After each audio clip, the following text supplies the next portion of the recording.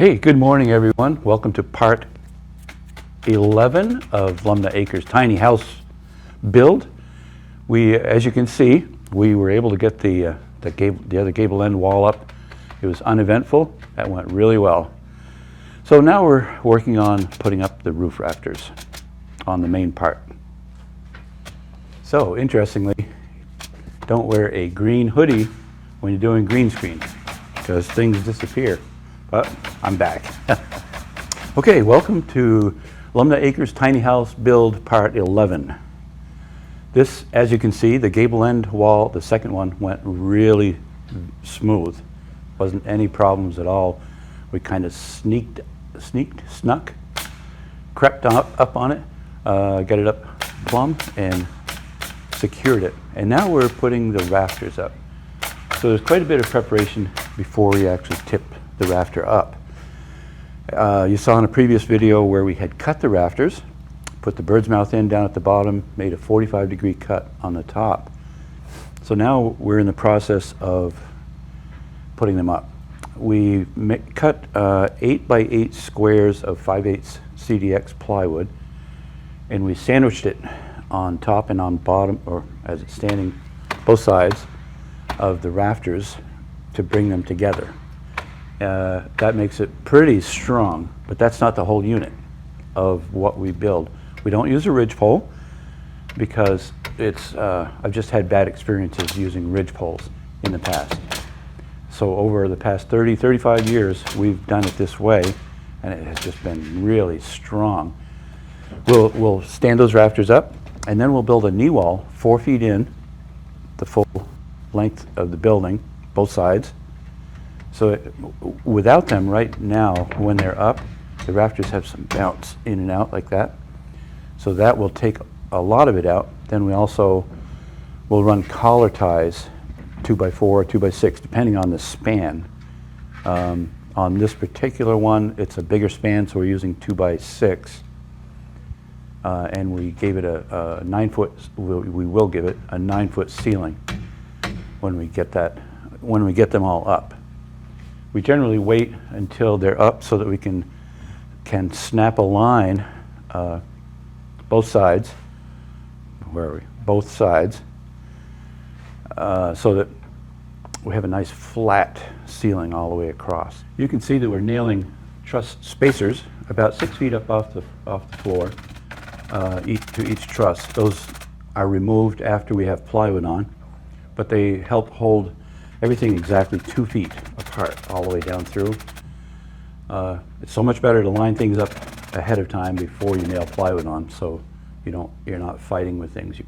We have the gable end wall plumb, and then each, because of the truss spacers, as we bring each truss up, they are mostly plumb. They're pretty precise. That's why we use those. They're store-bought. So you can see as we tip them up, our working area gets smaller and smaller. So when we get to the last ones, we're having to wrestle them around a little bit to get them to fit in place. Also, in a previous video, we had discussed the bird's mouth, how deep a cut it was going to be, and I went with 6 inches. Some people were asking about it couldn't be any, or saying it couldn't be any more or less than that because it would mess up sitting on top of the 2x6 wall. Well, it's not even sitting on the wall. We have it sitting on the floor. So we could have made it as deep as we wanted. I really didn't want to go much shallower because I wanted a good purchase when we nail that down to the floor to make sure that it stayed. So that's why we did that. We will have measured 2 feet, every 2 feet, both sides, so that we have our marks. And we run a square in to give us a nice straight line so that when we set the rafters up, we twist them as needed if there's any warp to the rafters. These were all actually pretty good, but it's just a common practice that we do.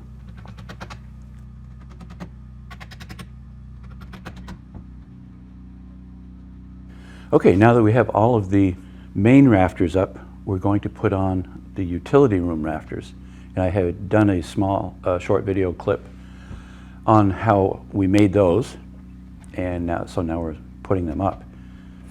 These go pretty quickly, and they attach directly to the rafters, and we'll use, again, those 8x8 gusset plates, 5/8 CDX, and we nail them on both sides so that it's super strong right there. So we do that all the way down through, and then we're able to start with the plywooding process of going all the way up that roof. I think that the total run was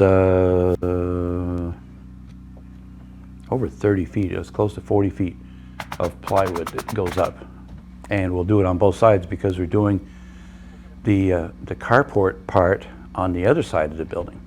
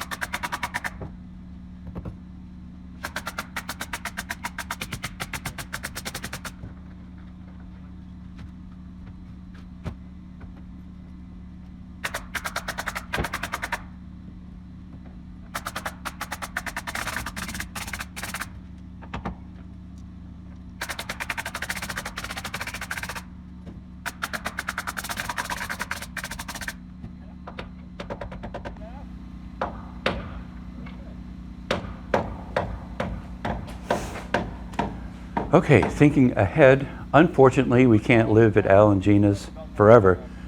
They are super nice people. I just really appreciate them. You should check out their channel. They're doing obviously the same footage from a different perspective of as we build. We're trying to coordinate together just so you can see from two perspectives how this whole project goes. Our next project that's going to be quite an opportunity, something we've never done before, pretty excited about it. It's going to be a little cabin in the woods Airbnb. That is just kind of a unique thing. These folks want to build something that they can have as a rental property where, and then the cool thing is we're going to be doing it just before Christmas. Pretty sure we'll be building in the snow. Right now you can see we're doing they're doing the excavator doing the site work. They had some issues here with water, and so they put this huge French drain in. So this is on a nice, it's on a dead end back road. It is so quiet around here. I think they'll be able to rent it out to some people that are going to just love the peace and quiet. So this is where they're cutting in the driveway. You can see there's quite a bit of soft dirt, clay type material that they're removing. Give you an idea of this French drain, what they're doing. Give you an idea of the size of this excavator. Whoa, pretty good size. So down here, they've already put in a lot of stone, and they're getting ready to backfill it so that they can cover it. Right now, the excavator is kind of blocked off from getting up that way. But anyway, that's not our problem. So, whoa, so I don't know if you can see that, but I'll muddy this up just a little. There's water just bubbling out of the ground right here. So it will run to that drain and go all the way down. Pretty long drain to dry all of that out. Let's go over to where the site is going to be. All right. It's still pretty wet. It's going to be down here, it'll be the 24 by 24. The porch will be on that side so they can look out and see the view out there. It's just going to be really quiet out here. It's so nice. Really looking forward to this. We're getting late into the season. It's going to be, probably after Thanksgiving before we actually start building here. The homeowner is going to put in all the plumbing, get that all prepped. Then we'll set up our forms. We'll put in 2 inches of foam insulation underneath and go up. It's going to be the board and batten style that we've done 4 or 5 of those this year. Looks really nice. It looks rustic. It's going to give it that nice cabin kind of effect. Should be a sweet little Airbnb. Okay, so you can see they're putting more crushed stone in the French drain to get it all draining well. We're going to have an inspector from Teal Acres, Benjamin. Hello. So he's from Teal Acres. They come up, it's actually like they come up weekends or for weeks at a time for vacation kind of thing to get away from the big city. So they're going to be spending some time here.